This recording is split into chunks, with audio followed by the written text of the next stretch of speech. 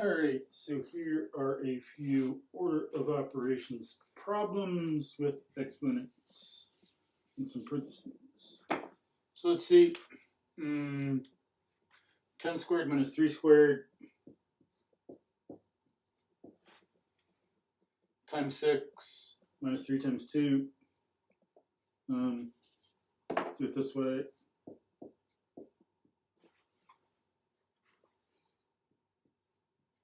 Okay, so I've been seeing some mistakes on this. The 2 is only on the 3. Only the 3 is being squared. This demarks 8 and separates the 6 from the 3. This is the base of the exponent. And this is the base of this exponent. It's the 10. So 10 squared means 10 times 10.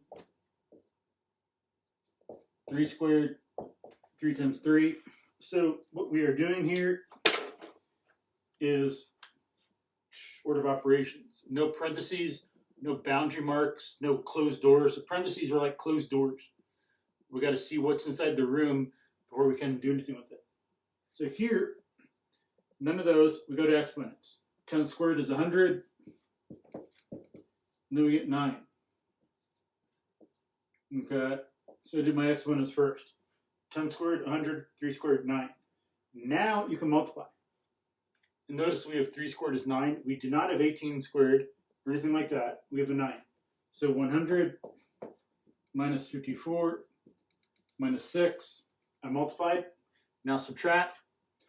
46 minus 6, because these two make 46. Bring this down, and then 40. Okay? So these separate other stuff. We got to do what's here before we know what to subtract. 3 squared is 9. 6 times 9 is 54. That's what we'll end up subtracting from 100. And then 2 3 times. 2, 4, 6. Okay, 6. You can go from left to right. Okay, now, but then if it's different,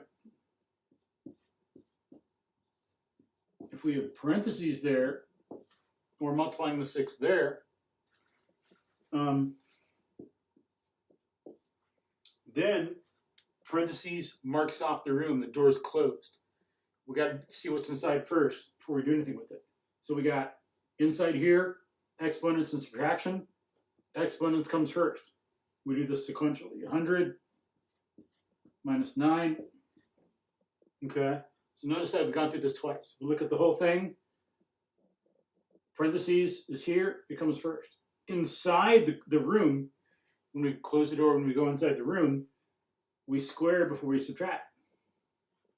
So we're doing it over again. Exponent before subtract. And then we get 91.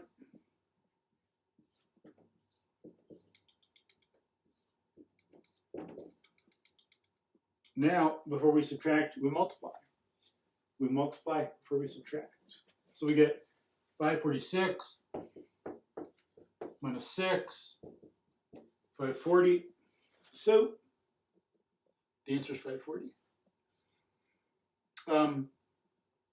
Then, to see how parentheses can help affect it, if we did 6 minus 3,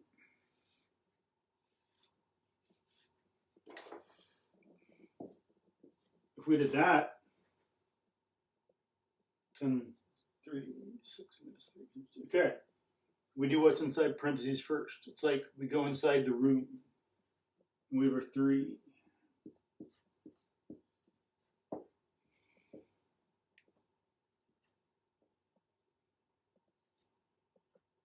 And we get that. Then, before we subtract, we have to multiply. Multiply before subtract. But exponent before multiply. So 3 squared is 9. And 10 squared, exponent. And then we just have subtraction on this left. So we multiply. 27 times 2 is 54. Now subtract and get 46. Okay. Let's see. How about this one?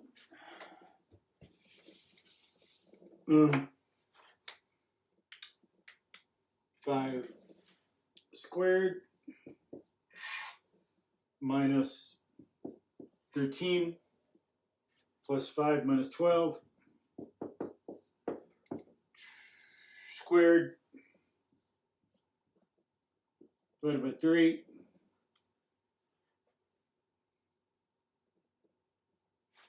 we do what's inside of parentheses before anything else. After all, a square means multiply something by itself. We don't have a number to multiply by itself yet. So we got 5 squared, and then we go left to right. 18 minus 12 is 6. Okay. Then the next thing we do when we look at this, we do exponents before we multiply, divide, or subtract. So 25 minus 36 divided by 3. Then you see that we need to divide before we subtract. Divide before subtract. So 25 minus 12, 13. So our answer is 13. Let me see. I'll do maybe one more. Yeah, we can do some more. Haven't been going too long in this video. Let me go over one thing also. If we have 5 times 4 squared, remember, exponent before multiply. So 5 times 16, and then 80. If we have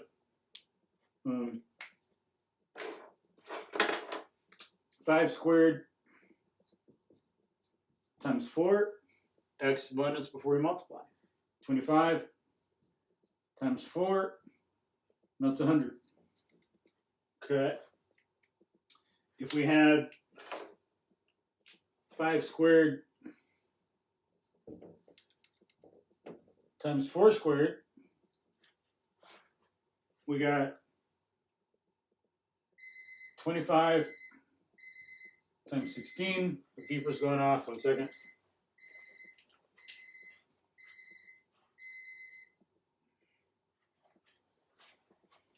Okay. We square before we multiply. Then 25 times 16 is 400. So that's how we do some of this. Or if we got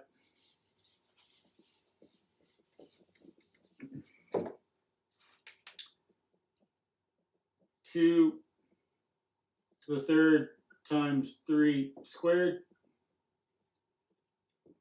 We haven't gotten to this yet in class, the cube, but it means multiply by itself 3 times. 2 to the third, 2 times 2 times 2. And we do exponents before we multiply. So 2 to the third is 8, 3 squared is 9, 8 times 9 is 72. Okay? The 2 is the base for this exponent. It's 2 to the third. The 3 is the base for this one. 3 squared. They stay separate. But if we had like another contrast, let's say 2 times 3 squared, that'd be 2 times 9, that'd be 18. But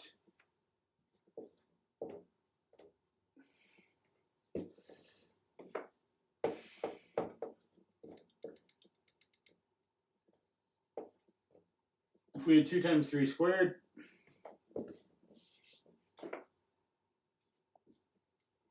then we do what's in parentheses first, we multiply it, then get 36. So, you know, that's why we need like our grammar and our order of operations to be able to communicate what we need to do. Because in some older texts, some people didn't have a 0. And so if they had something like 1, 3, you'd have to interpret from the context whether they meant 13 or 10,003 or whatever. They didn't know the concept of 0. And so you'd have to interpret. Or there'd be other stuff like that. There might be some stuff written down, and without some defined order of operations, you have to know what they meant in context. So this is important. It helps us know what exactly someone else was thinking and what we should do to get an answer. Here, exponent first, then multiply. Here, multiply first, then exponent. All right. Do more of this maybe later.